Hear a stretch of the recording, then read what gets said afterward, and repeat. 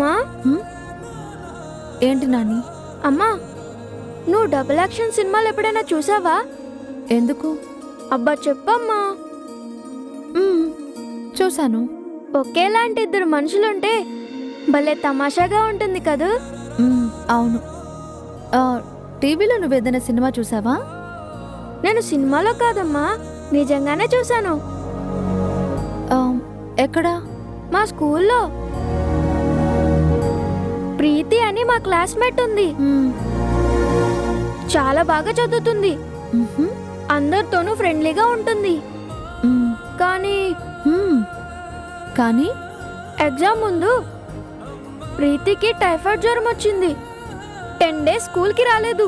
బొద్దుగా ఉండేది కాస్త బాగా చిక్కుపోయింది. మేమందరం చూడగానే ప్రీతి ఇలా అయిపోయింది ఏంటని చాలా ఫీల్ అయ్యాం. మరి ప్రీతి ఏమైనా ఎగ్జామ్స్ రాసిందా? రాసింది, ఫస్ట్ ర్యాంక్ తెచ్చుకుంది. ఓ, టైఫాయిడ్ వచ్చి చిక్కిపోయినా కష్టపడి చదివి ఫస్ట్ ర్యాంక్ తెచ్చుకుందంటే నిజంగా గ్రేట్ కదా. కానీ ఆ గ్రేట్నెస్ ప్రీతిది కాదు, నీతోది. నీతోనా? నీతో ఎవరు? ప్రీతి చెల్లెలు, వాళ్ళిద్దరూ ట్విన్స్. వాళ్ళ అక్క ప్రీతి బదులు నీతోనే ఎగ్జామ్ రాసిందంటమ్మా. మాకు ఈరోజే తెలిసింది. ఓ అవునా? అయినా అలా చేయడం తప్పు కదా. తప్పనిసరైనప్పుడు తప్పు కూడా ఒప్పే అని మా టీచర్ చెప్పిందమ్మా. అంటే మ్యాటర్ మొత్తం మీ టీచర్కి తెలిసే ఉంటుందా? అవును. ఆశ్చర్యంగా ఉంది. తప్పు చేస్తే దండించాల్సిన టీచరే సమర్థించిందా? ఎవరిని దండించాలి? ప్రీతి ఇప్పుడు లేదు కదా. లేదు అంటే ఇంకా కోలుకోలేదా? టైఫాయిడ్తోనే చచ్చిపోయింది.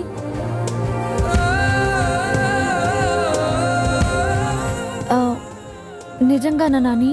ఫస్ట్ ర్యాంక్ తెచ్చుకోవాలని ప్రీతి ఆశ. తన అక్క అంటే నీతుకి చాలా ఇష్టం.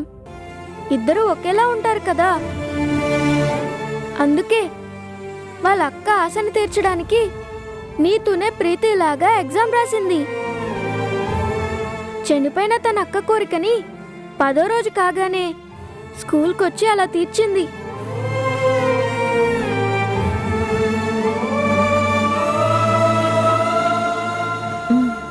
నువ్వు పడుకో నాని.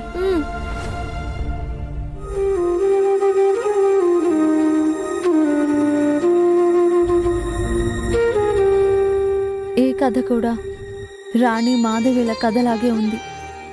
ఏది ఎప్పుడు ఎందుకు జరుగుతుందో ఎవ్వరికీ తెలియదు. మాధవి లేదు, తన స్థానంలో నేనున్నాను. పరిస్థితులను చూస్తుంటే మాత్రం ఈ నాటకం ఎంతో కాలం సాగుతుంది అనిపించట్లేదు.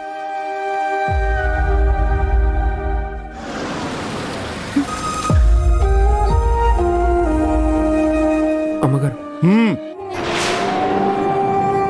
ఏం అక్కర్లేదు.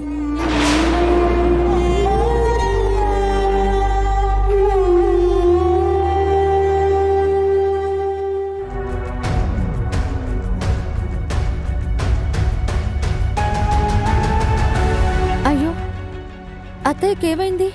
అత్తయ్య, నీ సేవలు మాకేం అక్కర్లేదు. కూర్చో పార్వతి, జాగ్రత్త.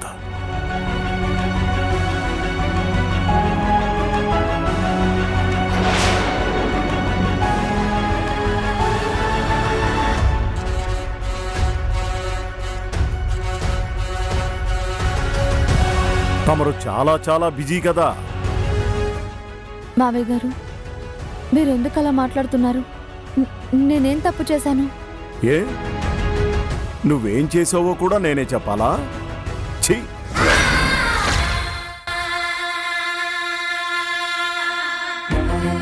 ఆకలితో ఉన్నప్పుడు గుప్పెడు మెతుకులు పెట్టలేదు కానీ తనకి తీరిక దొరికినప్పుడేమో ఏమైంది, ఎందుకలా నీరసంగా ఉన్నావని సాగదీసిందంట నీలాంటి ఆడదే. బాబాయ్ గారు, మీ నిష్ఠురాలు తర్వాత ముందు అత్తయ్య గారికి ఏమైందో, మీరెక్కడి నుంచి వస్తున్నారో అది చెప్పండి. ఏంటి చెప్పేది? అన్నీ తెలిసి కూడా ఏమీ తెలియనట్టు నాటకాలా?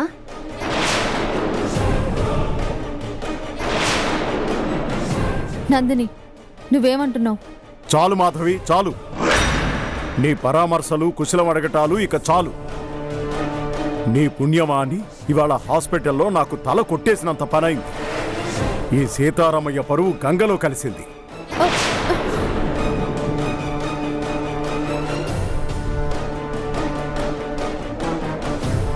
ఏమండి, జరిగిందేదో జరిగిపోయింది. కోడలి మీద ఎందుకు అరుస్తారు? నేను అరుస్తున్నట్టు కనిపిస్తోందా నీకు? హాస్పిటల్లో అంత అవమానం జరిగాక నన్ను చూస్తూ ఊరుకోమంటావా? అయ్యో, హాస్పిటల్ ఏంటి, అవమానం ఏంటి?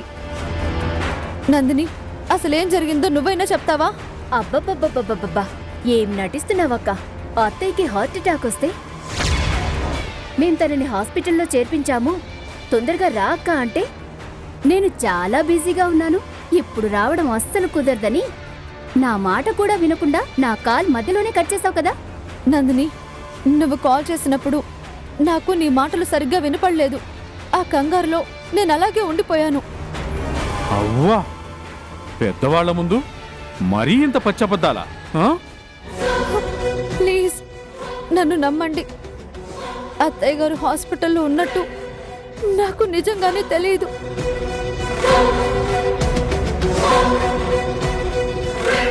ఒకవేళ తెలుసుంటే ఎప్పుడో మీ దగ్గరికి పరిగెత్తుకుంటూ వచ్చేదాన్ని. అమ్మా నందిని, అత్తయ్యని లోపలికి తీసుకెళ్ళు. వెళ్ళు పార్వతి.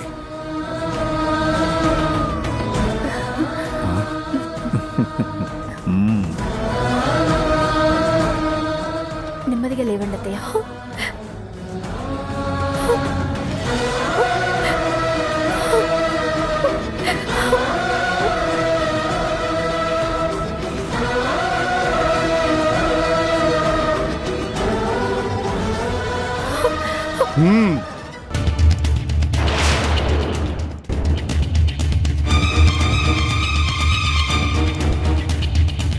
ఇన్నేళ్లుగా నేను ఇత్తడిని చూసి పుత్తడని భ్రమపడ్డాను.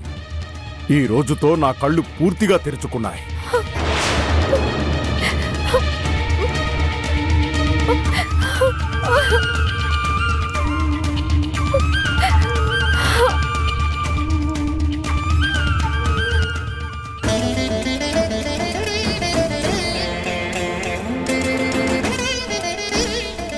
మెల్లిగా రండి అత్తయ్య.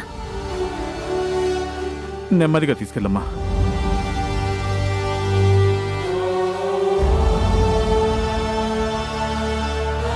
అత్తయ్య చాలా వీక్ గా ఉన్నారు, తినడానికి ఏమైనా తీసుకుని రానా? వద్దమ్మా. అత్తయ్య టాబ్లెట్ వేసుకోవాలి కదా, వేడి వేడిగా గ్లాస్ పాలు తీసుకొస్తాను, మీరు తాగాల్సిందే. తాగుతుందిలే కానీ నువ్వు త్వరగా వెళ్ళి తీసుకురామ్మా. తెస్తాను, 2 minutes.